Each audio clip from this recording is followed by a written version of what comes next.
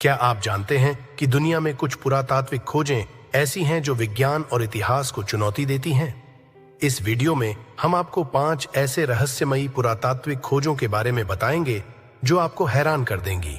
इन रहस्यमयी खोजों के बारे में जानने के लिए पूरा वीडियो देखें। क्या ये खोजें हमारे अतीत की उन कहानियों का हिस्सा है जिन्हें अब तक अनसुना माना गया था? जानने के लिए बने रहें। नंबर 1, ट्रॉय बर्फीला शहर। ट्रॉय का प्राचीन शहर होमर की प्रसिद्ध कविता में अमर हो गया। इलियड ने अनगिनत पीढ़ियों की कल्पना को मोहित कर लिया है। हालांकि 19वीं शताब्दी तक हेनरिक श्लेमन एक साहसी व्यक्ति नहीं था। पुरातत्व के प्रति उनके जुनून और ट्रोजन युद्ध की कालातीत कहानियों से प्रेरित पौराणिक शहर के अस्तित्व के पीछे की सच्चाई को उजागर करने के लिए खोजकर्ता ने एक साहसी खोज शुरू की, जो निर्धारित से कुछ अधिक और होमर के महाकाव्य की एक प्रति से लैस ट्रॉय के खोए हुए अवशेषों से लैस था। आधुनिक तुर्की के पश्चिमी तट पर पहुंचने पर एक बड़ी सफलता तब मिली जब प्राचीन खजानों का एक भंडार पृथ्वी से बाहर निकला, जो शहर के अस्तित्व और शॉन की विस्मयकारी खोज की पुष्टि करता है। दुनिया आश्चर्यचकित रह गई। असलान के निष्कर्षों ने प्राचीन अतीत की सुनहरी कलाकृतियों, जटिल आभूषणों के साथ एक ठोस संबंध पेश किया, और भव्य संरचनाओं के अवशेषों ने उस समृद्ध सभ्यता की एक ज्वलंत तस्वीर चित्रित की जो कभी ट्रॉय की दीवारों के भीतर गर्व से खड़ी थी। शॉन की खोज ने न केवल महाकाव्य कविता को मान्य किया, बल्कि इसने प्राचीन इतिहास की हमारी समझ को भी नया आकार दिया, जो समय से परे साहित्य की शक्ति को प्रदर्शित करता है और एक मूर्त प्रदान करता है। नंबर 2, दफन वाइकिंग्स। जहाज एक ऐसी संस्कृति है जो एक सहस्राब्दी पहले विकसित हुई थी। वे अपने प्रभावशाली ऐसे फेयरिंग कौशल के लिए जाने जाते हैं। भयंकर छापे और समृद्ध पौराणिक कथाएं उनकी संस्कृति के सबसे आकर्षक पहलुओं में से एक उनका दफन है। नॉर्वे में ग्वाड और ऑन्सबर्ग में पाए जाने वाले वाइकिंग जहाज दफन अनुष्ठान उनके जीवन और विश्वासों के तरीके की एक अनूठी झलक पेश करते हैं। ये जहाज दफन केवल सामान्य कब्रें नहीं थे, वे मृतकों का सम्मान करने और उनके बाद के जीवन में सुरक्षित मार्ग सुनिश्चित करने के लिए डिजाइन किए गए विस्तृत समारोह थे। ये दफनाने भव्य थे और खजाने से भरे हुए थे, और मृतकों के अवशेषों को सावधानी से जहाज के भीतर रखा गया था। वाइकिंग्स का मानना था कि जहाज मृतकों को परलोक तक ले जाएगा और उनकी जरूरत की हर चीज से सुसज्जित होगा। उदाहरण के लिए, गाद जहाज एक बड़ा और समुद्र में चलने योग्य जहाज था। एक सरदार और विभिन्न वस्तुओं के साथ दफनाया गया, जो व्यक्ति की उच्च स्थिति का संकेत देता है। ओसबर्ग जहाज और भी अधिक विस्तृत है, जिसमें संभवतः कुलीन या शाही वंश की 2 महिलाएं थीं, जिन्हें जटिल टेपेस्ट्री, घरेलू वस्तुओं और जानवरों की बलि के साथ दफनाया गया था। दिलचस्प बात यह है कि इन दफनियों से वाइकिंग्स के कलात्मक और इंजीनियरिंग कौशल का भी पता चला। जहाज स्वयं शिल्प कौशल की उत्कृष्ट कृतियां थे, जो उन्नत लकड़ी की तकनीक और अलंकृत नक्काशी का प्रदर्शन करते थे।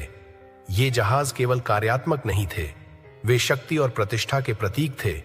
इसके अतिरिक्त कब्र के सामानों में बारीक रूप से तैयार किए गए हथियार, गहने और रोजमर्रा की वस्तुएं शामिल थीं, जो वाइकिंग समाज और उनके दृष्टिकोण के बारे में जानकारी प्रदान करती थीं।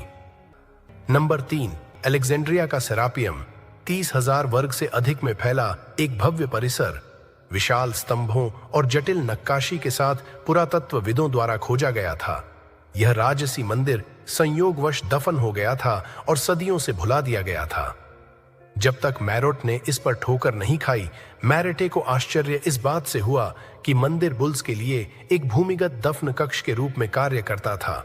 कार्पस के उपासकों का मानना था कि इन जानवरों के पास मृत्यु के बाद की कुंजी है, या शायद वे वास्तव में अपने गोमांस को पसंद करते थे, भले ही इसमें शामिल इंजीनियरिंग करतबों का कारण कुछ भी हो। सेरापियम का निर्माण वास्तव में उल्लेखनीय है। 70 टन से अधिक वजन वाले विशाल ग्रेनाइट ताबूत से सुसज्जित सुरंगों का भूमिगत नेटवर्क प्राचीन इंजीनियरों की सरलता को प्रमाणित करता है। 1 सदी से अधिक समय तक खुदाई के बावजूद शोधकर्ता अभी भी यह समझने की कोशिश कर रहे हैं कि इन पवित्र बैलों को इतनी भव्य अंत्येष्टि क्यों दी गई थी। कुछ सिद्धांतों का सुझाव है कि उन्हें भगवान एपस की भौतिक अभिव्यक्तियों के रूप में देखा गया था, जबकि अन्य का मानना है कि वे प्रजनन क्षमता और नवीनीकरण का प्रतीक हैं। सेरापियम एक जटिल पहेली की तरह है। प्रत्येक खोज प्राचीन धार्मिक प्रथाओं की हमारी समझ में एक नया टुकड़ा जोड़ती है। बड़े पैमाने पर सरकोफेगी प्रत्येक सावधानीपूर्वक नक्काशी का सुझाव देती है। संसाधनों और प्रयासों का महत्वपूर्ण निवेश इन दफनियों को दिए गए उच्च महत्व को दर्शाता है। सेरापियम के आसपास चल रहा रहस्य इसे एक रसदार साजिश सिद्धांत के समान बनाता है, लेकिन इस बार इसमें पवित्र गायें शामिल हैं।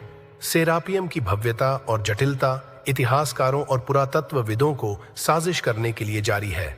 नंबर 4, डोलमैन। पूरे यूरोप और यहां तक कि जापान में पाए जाने वाले प्राचीन पत्थर की संरचनाएं ये उल्लेखनीय डोलमैन काम करते हैं।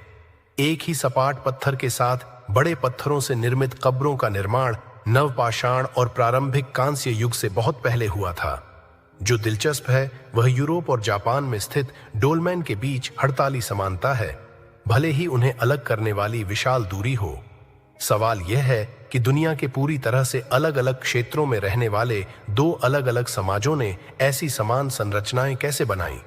कुछ विद्वानों का प्रस्ताव है कि साझा ज्ञान सभी क्षेत्रों में फैल गया होगा, जिससे वास्तुशिल्प समानताएं पैदा हुई। दूसरों ने उनके निर्माण में संभावित अलौकिक प्रभाव के बारे में भी अनुमान लगाया है, जबकि ये सिद्धांत काफी हद तक कायम है।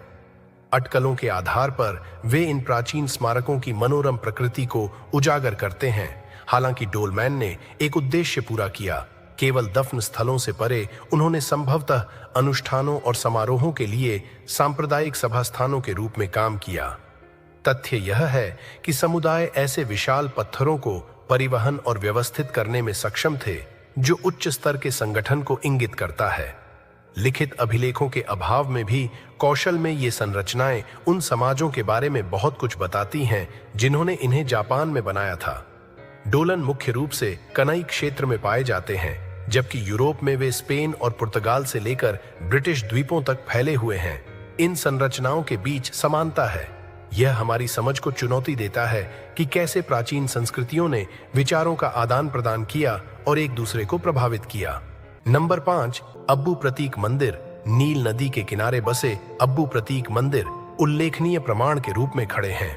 प्राचीन मिस्र की सभ्यता की कलात्मक और इंजीनियरिंग कौशल को सीधे पहाड़ के किनारे पर उकेरा गया है। इस स्थान पर दो शानदार मंदिर हैं। बड़े मंदिर में रैम्स 2 की 4 विशाल मूर्तियां हैं, जिनमें से प्रत्येक की ऊंचाई लगभग 21 मीटर है। जो अब्बू प्रतीक को विशेष रूप से उल्लेखनीय बनाता है वह है इसका 2 बार खगोलीय संरेखण। हर साल 22 अक्टूबर और 22 फरवरी को सूरज की रोशनी मंदिर के आंतरिक कक्ष को शानदार ढंग से रोशन करती है, जिसमें रैमसी द्वितीय की मूर्ति सहित 3 मूर्तियां चमकती हैं। यह अविश्वसनीय उपलब्धि प्राचीन मिस्रवासियों की खगोल विज्ञान और वास्तुकला डिजाइन की उन्नत समझ को प्रदर्शित करती है, जिसे 19वीं शताब्दी में मंदिरों में फिर से खोजा गया था। सदियों से रेत और गाद की परतों के नीचे दबे हुए थे।